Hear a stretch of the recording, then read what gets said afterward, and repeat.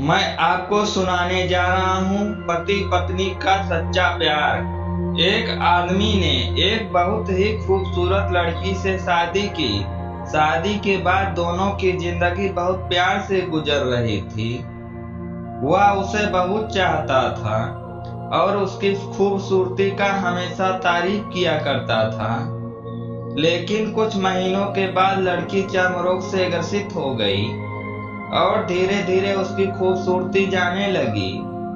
खुद को इस तरह देख उसके मन में डर समाने लगा कि यदि वह बदसूरत हो गई तो उसका पति उससे नफरत करने लगेगा और वह उसकी नफरत बर्दाश्त नहीं कर पाएगी।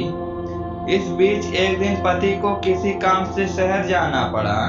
काम खत्म कर जब वह घर वापस आ रहा था, उसका एक्सीडेंट हो गया। एक्सीडेंट में उसने अपनी दोनों आंखें खो दी, लेकिन इसके बावजूद भी उन दोनों की जिंदगी सामान्य तरीके से आगे बढ़ती रही।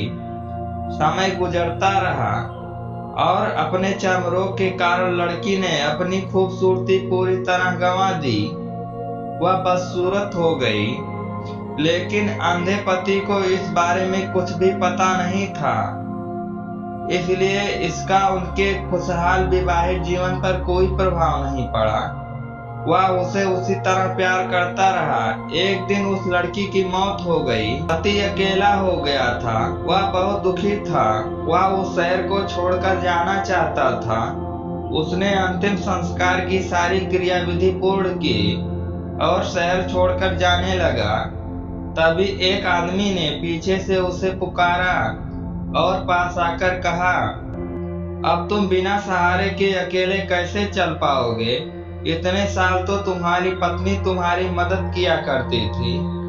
पति ने जवाब दिया, दोस्त मैं अंधा नहीं हूँ, मैं बस अंधा होने का नाटक कर रहा था, क्योंकि मेरी पत्नी को पता चल जाता कि मैं उसकी बदसूरती देख सकता हूँ तो यह उसे रोग से ज्यादा दर्द देता। मैंने इतने साल अंधे होने का इसलिए दिखावा किया।